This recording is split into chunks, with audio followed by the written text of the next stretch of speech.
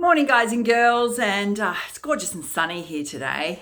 And I thought I'd have a quick chat to you about what does freedom mean to you and how can you give yourself the freedom to be naturally, authentically who you are. And you would think that that is something that would come to us quite naturally, but often we deny some of our natural gifts and abilities, whether you're creative or there's things that you want to do that perhaps are a little bit outside of the norm, or you worry about what friends and family will think, or perhaps sometimes it's just within self there's a little lack of confidence in your gifts and your abilities. But it can also be about the way in which you want to live your life, your lifestyle and what that means to you. So how do we give ourselves that freedom to just be who we are and accept who we are? And, I think it's one of these things that actually takes a little bit of time to conquer. It can take years.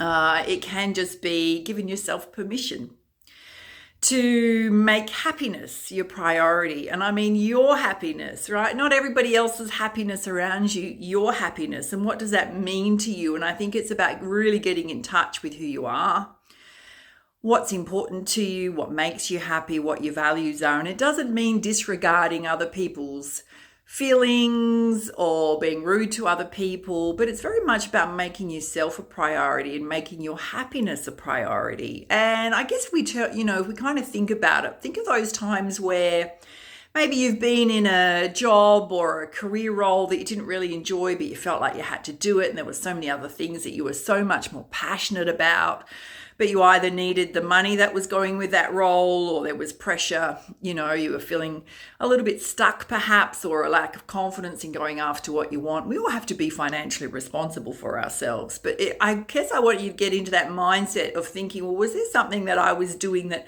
was going against who I was or my flow, or I wasn't really enjoying it, or it might have been the people I was working with.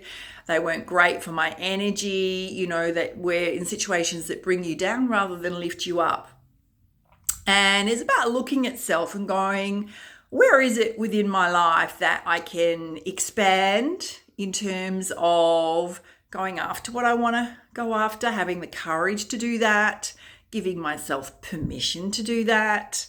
Sometimes it's about maybe starting off small, taking a few small steps towards your goals, your dreams, your passions. Testing the water, feeling more confident in that space. It's also about shutting out all the noise of others, because everyone's on a different life path. And that can be in all sorts of things. It can be their career, it can be how they approach life, it can be just in pursuits and hobbies and all that kind of stuff. It can be their values, and people often will push their values onto other people. And, you don't need to accept that in your life, because your values are personal to you. They're aligned with who you naturally are. And it's about recognizing in that instance, going, oh, hang on a minute, someone's trying to make me feel guilty or trying to push me into doing something I don't really want to do that's going against my flow, when in fact it's their agenda and it's what makes them happy, but it may not be what makes you happy. So in those instances, what do? You have to have kind of that inner knowing within self and recognition and trusting your intuition and your gut to guide you, and your heart space and your emotions, how you're feeling, because you'll feel it within your physical body. You'll feel it instantly within your physical body. So when you're having those kind of emotions, it's very important to be consciously aware of what's going on and just to stop and pause for a little bit and go, does this really align with who I am, what I want to do? Does it make me happy, or is it just trying to make somebody else happy? Yeah, and in those instances, it's about speaking up for self in a very, I guess, firm but, conscious way that represents what's important to you. And you don't need to take on board somebody else's agenda or feelings. We can always be kind, but we can also be firm about what we're comfortable with and what we don't feel comfortable with, and what makes us truly happy. And I think it's one of those important lessons that we go through life, because we can often, I know if you're a people pleaser, and I know, people pleasing comes often from not having your needs met, particularly in childhood, or, there were toxic relationships or relationships where there was a lot of control applied, or it's often a protective mechanism, to protect yourself, because, there's all sorts of behaviors that can go on with other people, often karmic, particularly when you're growing up. where your needs may not get met, and the only way in which you did get them met was making other people happy, right? So that eventually at the end of that chain, you got some happiness, or you got a smidge of what you wanted.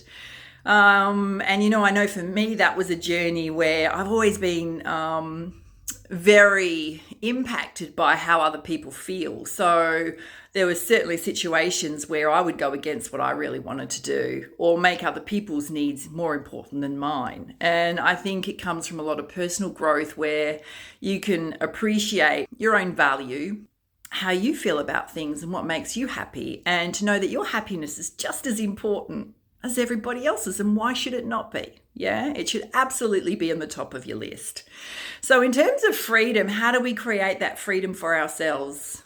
Learning to give yourself permission to be authentic, to be real, to do what feels good for you, to say no to things that don't feel good for you, and to do it with confidence, and don't take other people's emotions and reactions on board, and just go, hey, it's just not what I want to do. It doesn't make me happy. I prefer to do XYZ. Go and do it with someone else. Or, you've really got to, and, even in romantic relationships, you can always be in those situations where you might be looking for a certain type of partner, but there'll always be other people that come along that don't really meet your needs. And that can go both ways. Yeah.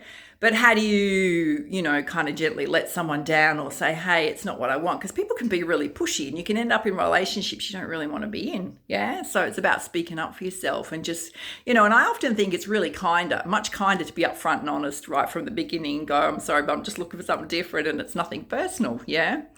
I think it's just that kind of example of where, to be very mindful of not putting other people's needs in front of your own, yeah? Whether it's to not upset people, to make other people happy versus yourself, yeah? I hope you found this helpful. I would love to hear down in the comments box below, where have you gone against yourself, or are you a people pleaser? Are there any ways in which you learned how to stop doing that? When did you become consciously aware of how it was impacting your life? I think it's always really good to, chat about these things, because we can all do it. It's recognizing it. And where do we find that freedom, that wonderful freedom to be ourselves, and to not worry about what other people think, because you would need to really think about what makes you happy, and what aligns with you, so that you can live your life in a state of freedom and happiness and joy. All right, my loves, it's my pearls of wisdom for today. Love chatting with you. See you soon.